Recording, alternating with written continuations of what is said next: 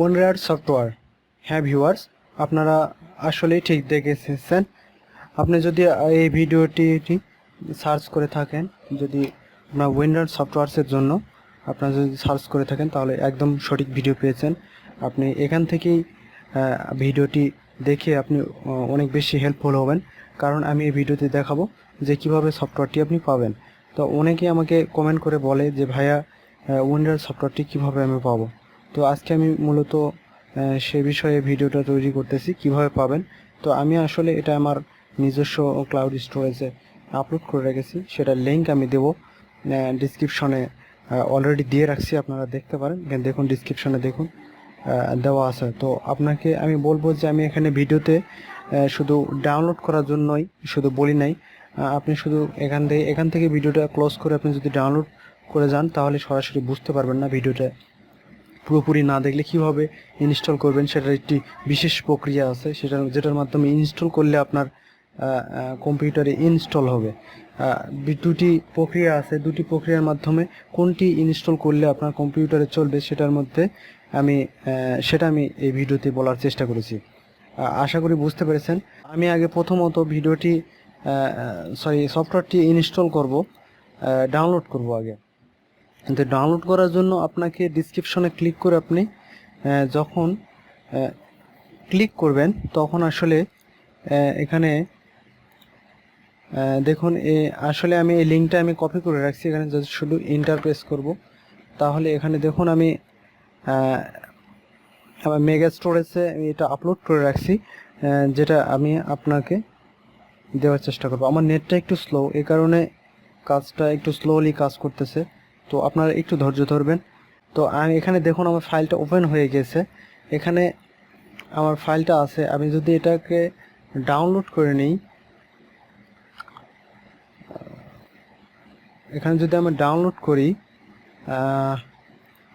এখানে দেখুন এখানে যদি এখানে ক্লিক করার সঙ্গে সঙ্গে কিন্তু ডাউনলোড বাটনটা এখানে শো করতেছে। তো আমি এখানে ডাউনলোড করব। আপনি লিঙ্ক চাইলে লিঙ্কও নিয়ে নিতে পারেন, এখান থেকে আপনি ডাউনলোড করলেন। আমি ফাইলটি ডাউনলোড করছি, এটা একটা জিপ ফাইল, আপনাকে আগে জিপ ফাইলটা ডাউনলোড করতে হবে। তো আমি আগে ফাইলটা ডাউনলোড করে নেওয়ার পর আসলে আমি দেখাবো যে কীভাবে ইনস্টল করতে হয়। দেখুন আমার ফাইলটা একদম ডাউনলোড শেষের দিকে। তো আমি যখন ফাইলটা ইনস্টল করব, ফাইলটা যখন পুরোপুরিভাবে ডাউনলোড শেষ হবে তো আমি ফাইলটা ওপেন করব।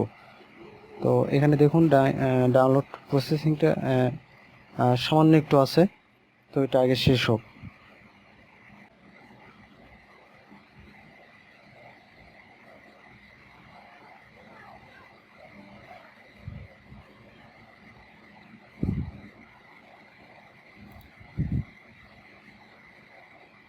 তো এখানে দেখুন আমার ফাইলটা ডাউনলোড হয়ে গেছে। তো আমি এখন এটা এই যে ওপেন করব। এটা আসলে কোন ফোল্ডারে যে গেল সে বিষয়টা আমাকে দেখতে হবে।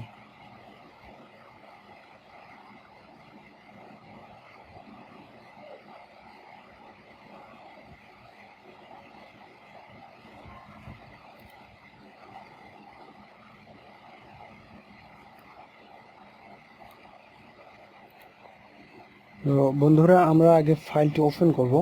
তো আমি ফাইলটা ওপেন করে নিলাম, নেওয়ার পর এখানে আমার ফাইলের ভিতরে প্রবেশ করলাম। প্রবেশ করে দেখুন এখানে আসলে যে বিষয়টি আমি বলতে চাচ্ছিলাম প্রথম থেকেই, তো এখানে দেখুন দুইটা ভার্সন, এখানে দুইটা ফাইল দেওয়া আছে এখানে। তো আপনি কোনটা করবেন? তো আপনার কম্পিউটার সম্পর্কে যেটা বলতে চাই, আপনার পিসি যদি 64 বিটের হয় তাহলে আপনাকে এই X64 এটা ইনস্টল করতে হবে, আর যদি 32 বিটের হয় তাহলে এটা ইনস্টল করতে হবে। তো আপনি কিন্তু খামোখা একটা ইনস্টল করলে আপনার কম্পিউটারে কাজ করবে না, অযথা আপনার কম্পিউটারকে জাস্ট কোনো প্রবলেম মানে ভাইরাস অ্যাটাক করানো কোনো বড় বিষয় না। আপনার এই বিষয়টা হচ্ছে আপনার কম্পিউটারে অন্য কোনো 64 বিটের ফাইল দিলে সেটা ইনস্টল হবে না, সমস্যাও হতে পারে। তো আপনার যদি কম্পিউটার 64 বিট হয়ে থাকে তবেই শুধু 64 বিটের সফটওয়্যারটা ইনস্টল করবেন। তো আমার যেহেতু কম্পিউটার আমার 64 বিটের, সেহেতু আমি 64 বিটের এটাই আমাকে ইনস্টল করব। আমি রান করলাম, রান করার পর এখানে দেখুন ইয়েস বলতেছে, তো আমি এটা আগে রিয়েস করে নিলাম। নেওয়ার পর আসলে এই অপশনটি আসবে, এরপর আপনাকে ইনস্টল নাও, ইনস্টলে ক্লিক করতে হবে। তো এখানে অলও দিতে পারা আপনার ইচ্ছা হলো, সে সবগুলো দিতে পারেন বা নাও পারেন। তো আমি সবগুলোই দেব। এরপর ওকে দিলাম। এরপর কিন্তু আমার সব কিছু ওকে সিলেক্ট হয়ে গেছে। তো আমি এখন এটা দিয়ে দিলাম, আমার কিন্তু সফটওয়্যারটি ইনস্টল অলরেডি হয়ে গেছে। তো ইনস্টল হওয়ার কারণে এখানে দেখুন এটা কিন্তু এখানে এই চিহ্নটি এরকম হয়ে গেছে। আগে কিন্তু এরকম চিহ্ন আসতো না, আপনার কম্পিউটারে লক্ষ্য করুন, এখানে কিন্তু এরকম চিহ্ন আসতো না। তো এই দেখুন আমার সফটওয়্যার যেগুলো আছে আমার কম্পিউটারে, এই সব সফটওয়্যারগুলো কিন্তু এরকম কালারে আসছে। আসলে এটি কাজ করতেছে কিনা সেই বিষয়টি আমি আগে দেখব। এখানে দেখুন আমি একটা ফাইল, এখানে একটি ফাইল আমি এক্সট্রাক্ট করে দেখাবো আপনাদের, সেটি কাজ করতেছে কিনা। আমি একটা ছোট্ট একটা ফাইল এক্সট্রাক্ট করে দেখাবো। আইডিএম পিচ, এটা আমি শুধু এটাই আমি এখানে এক্সট্রাক্ট করে দেখাবো।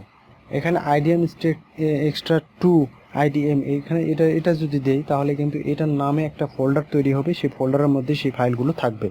তো আমি এটাই দেব। যে দেখুন এটা কিন্তু একদমই স্মুথলি এক্সট্রাক্ট কিন্তু হয়ে গেল। এখানে দেখুন এটা কিন্তু একদমই সঠিকভাবে কাজ করতেছে, এটা কিন্তু এক্সট্রাক্ট হয়ে গেছে। আমি এখানে যদি ক্লিক করি তাহলে কিন্তু এটা আসলে কাজ করবে। এখানে দেখুন এই যে আইডিএম স্পিচ, এটা কিন্তু এক্সট্রাক্ট অলরেডি হয়ে গেছে। তো আশা করি বুঝতে পেরেছেন।